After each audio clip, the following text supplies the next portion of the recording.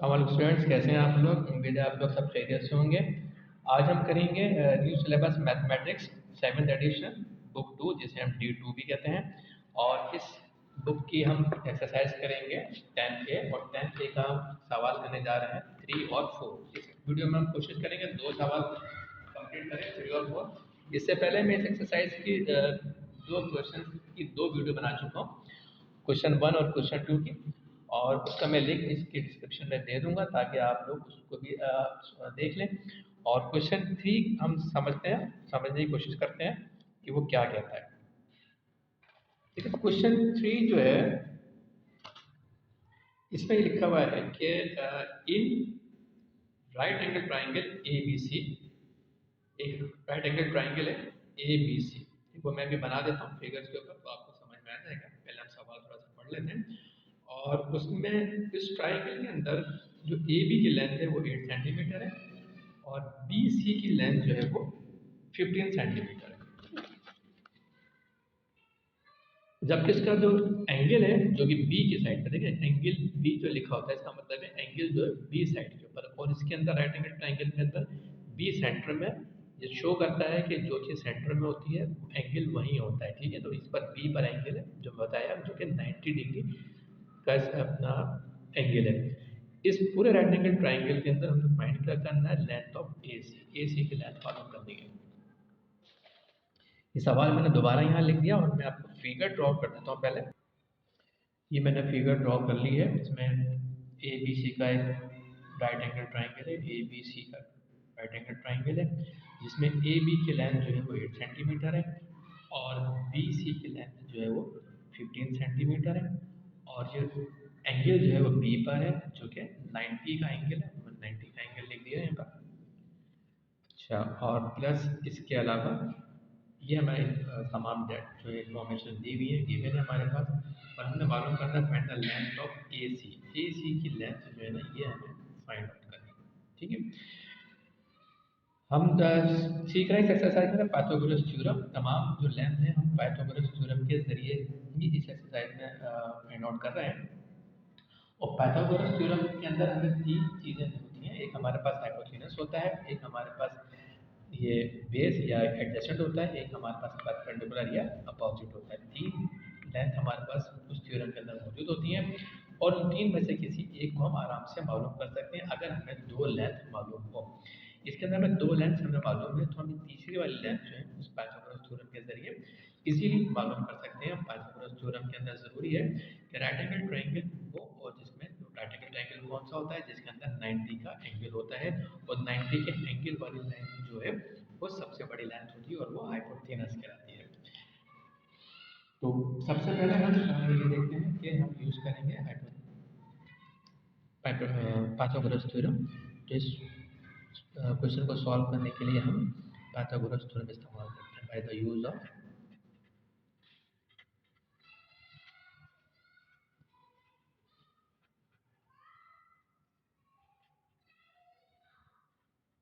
Pythagoras theorem. क्या है? Hypotenuse का square is equal to opposite का स्क्वायर प्लस एडजेसेंट का स्क्वायर। अब हाइपोटेनस की वैल्यू डालिए, तो पहले हमें मालूम कर लेते हैं कि हाइपोटेनस इसके अंदर है कौन सा। तो देख लीजिए, हाइपोटेनस जो होता है वो राइट एंगल ट्रायंगल के बिल्कुल अपोजिट होता है, दिस इज हाइपोटेनस होता है।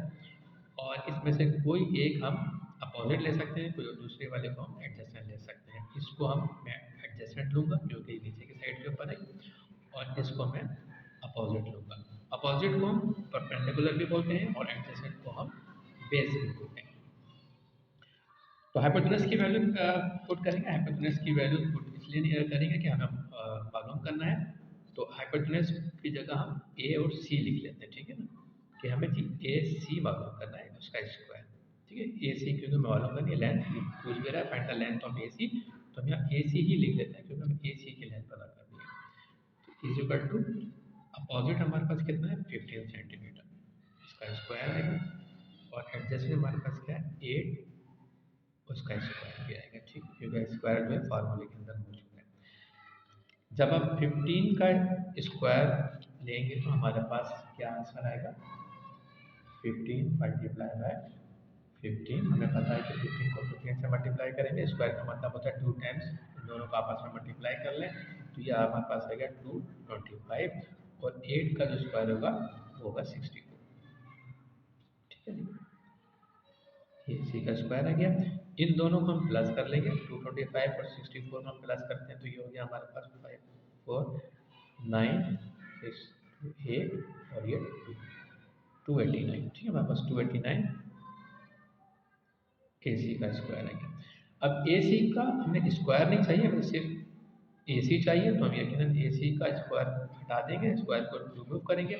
स्क्वायर रिमूव करने के लिए हम क्या करेंगे, स्क्वायर रूट लेंगे, और जब स्क्वायर रूट इस साइड लेंगे, इसका स्क्वायर रिमूव करें तो हमें इस साइड में भी स्क्वायर रूट लेना होगा।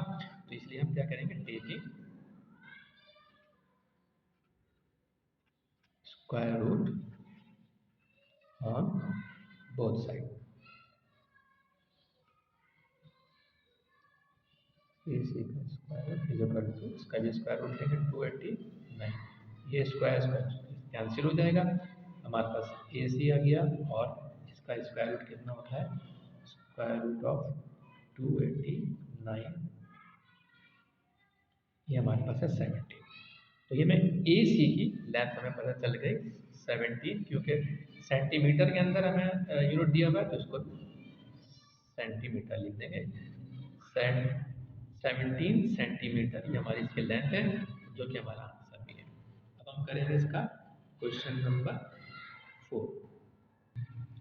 जैसे question number 4, a right angle D E F, एक राइट एंगल है D E F is a right angle at E, यानी कि राइट एंगल जो है वो कहाँ पर है, एट ई पर है, इस पर राइट एंगल है, इट मीन्स यहाँ पर 90 का एंगल है। ठीक है, मैंने आपको बताया था पहली वीडियो के अंदर कि सेंटर में जब ई होता है तो इसका मतलब ये होता है कि यहाँ पर 90 का एंगल है, राइट एंगल ट्रायंगल जो है वो 90 का यहाँ पर है। तो ये बता भी रहा है आपको, तो राइट एंगल ट्रायंगल कहाँ पर है, ऑन ई, ई के ऊपर है, इट मीन्स ये 90 का एंगल है। तो मैंने शो भी कर दिया 90 का एंगल, कि 90 का एंगल है। और विद डी ई की जो लेंथ है वो 6.7 मीटर है, और कहता है कि एंड ई एफ जो है, ई एफ जो है दिस इज 5.5 मीटर। हमें फाइंड करना है लेंथ ऑफ डी एफ, ये डी एफ की लेंथ हमें फाइंड आउट करनी है। तो वेरी इजी, पाइथागोरस थ्योरम के जरिए इसको फाइंड आउट करेंगे। पाइथागोरस थ्योरम के अंदर हमें दो लाइन मालूम होती है, राइट एंगल ट्रायंगल में इस्तेमाल करते हैं पाइथागोरस थ्योरम, क्योंकि राइट एंगल ट्रायंगल है तो पाइथागोरस थ्योरम इस्तेमाल करेंगे।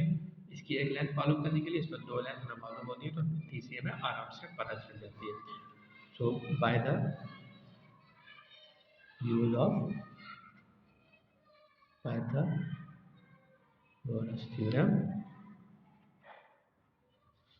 पाइथागोरस थ्योरम क्या है हमारा, एच का square is equal to opposite का स्क्वायर प्लस एडजेसेंट का स्क्वायर। ठीक है, अपोजिट को आप बेस भी कह सकते हैं और एडजेसेंट को आप परपेंडिकुलर भी कह सकते हैं। हाइपोटेनस क्या है, हाइपोटेनस को हमें मालूम करना है, तो हम इसको ए डी एफ लिख लेते हैं, क्योंकि हमें लिखा है डी एफ की लेंथ हमें मालूम करनी है, तो हमें इसको डी एफ का स्क्वायर ये हमें मालूम करना है। अपोजिट, अपोजिट क्या है हमारे पास, दिस इज हाइपोटेनस था, और दिस इज अपोजिट था, और दिस इज एडजेसेंट। तो अपोजिट हमारे पास क्या है, 6.7 का स्क्वायर प्लस 5.5 का स्क्वायर। स्क्वायर की वैल्यू निकाल लेते हैं, 6.7 का स्क्वायर की वैल्यू क्या होगी,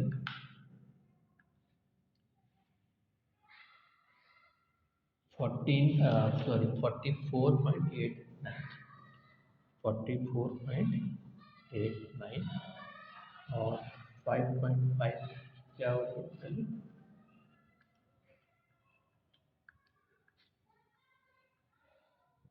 30.25, ये डी एफ स्क्वायर। इन दोनों को प्लस कर लेंगे,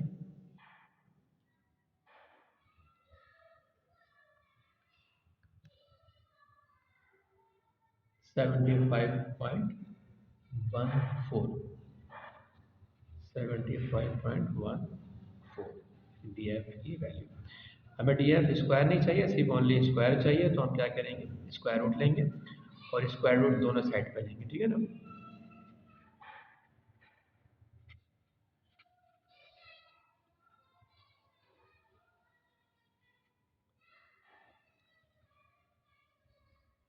दोनों साइड पे लेते हैं, एक साइड पे नहीं लेते हैं।